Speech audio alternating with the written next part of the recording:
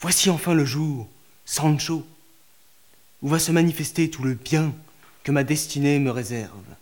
Voici le jour, dis-je, où va paraître, plus qu'aucun autre, la force de mon bras, où je vais accomplir des exploits dignes de figurer dans le livre de la renommée pour les siècles à venir.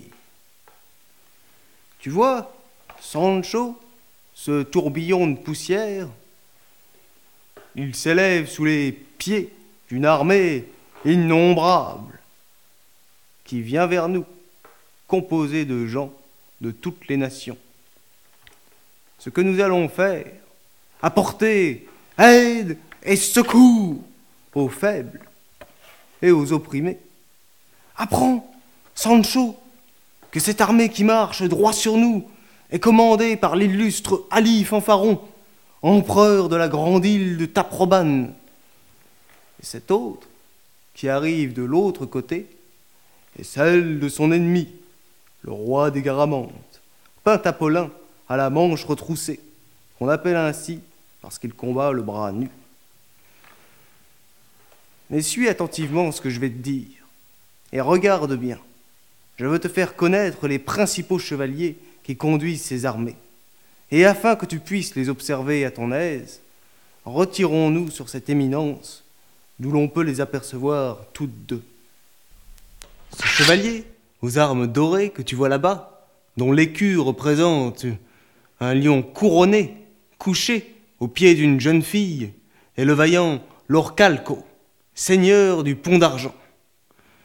Cet autre, dont l'armure est frappée de fleurs d'or et l'écu de 3 couronnes d'argent sur champ bleu, est le redoutable Micocolembo, grand-duc de Chirossi. Ce géant, à sa droite, est l'intrépide chevalier Brandabarbaran de Boliche. Il a pour cuirasse une peau de serpent, et pour bouclier une porte qui provient, dit-on, du temple que Samson renversa quand par sa propre mort il se vengea de ses ennemis.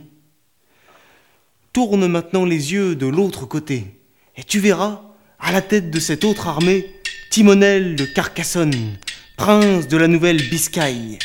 Toujours victorieux, toujours invaincu, il porte une armure écartelée d'azur, de sinople, d'argent et d'or, et sur son écu, un chat d'or en champ de gueule, avec la devise Miaou, qui est le commencement du nom de sa dame, l'incomparable Miaouline, fille du duc Alféniken de l'Algarve. Cet autre, qui fait plier les reins à sa fière et puissante jument, et dont l'armure est blanche comme neige, et l'écu sans devise, est un chevalier venu de France, nommé Pierre Papin, seigneur des baronnies du Tric. L'autre, enfin, qui presse de ses talons ferrés les flancs mouchetés de ce zèbre agile et véloce, avec de verres d'azur à son blason, est le puissant duc de Nerbie, Espastafilard du Bocage, qui porte sur son écu un champ d'asperges avec cette devise en espagnol « Rastrea mi suerte ». Cet escadron qui nous fait face est composé de gens de diverses nations.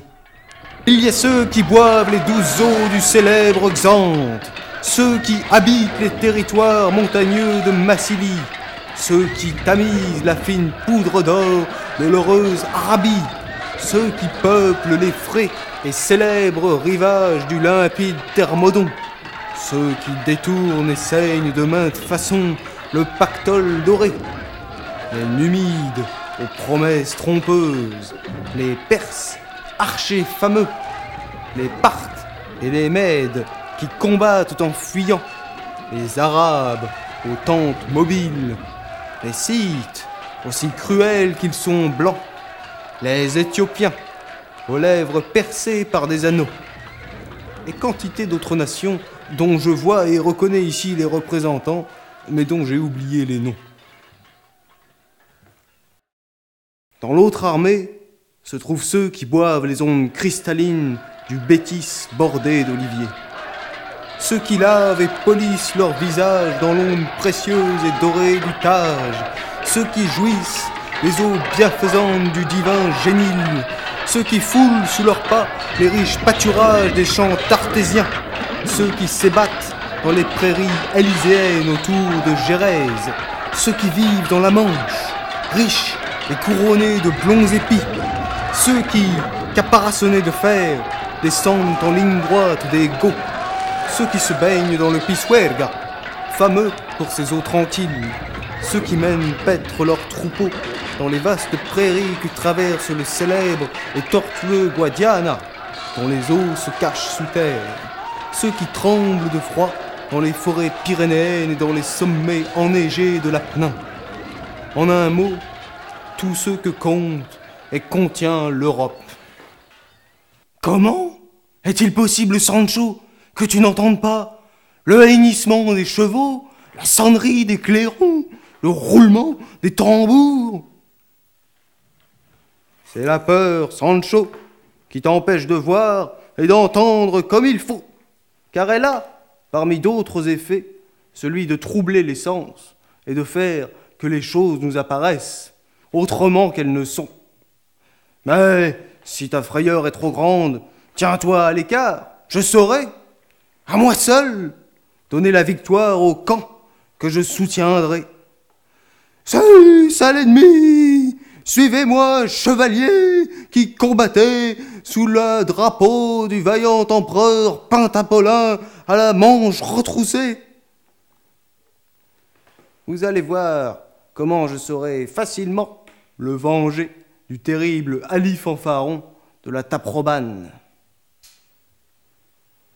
Où es-tu, orgueilleux Ali Fanfaron?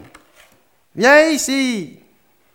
Je suis seul, et c'est en combat singulier que je veux te défier et t'ôter la vie pour venger l'affront que tu fais subir à Pentapolin, roi des Garamantes.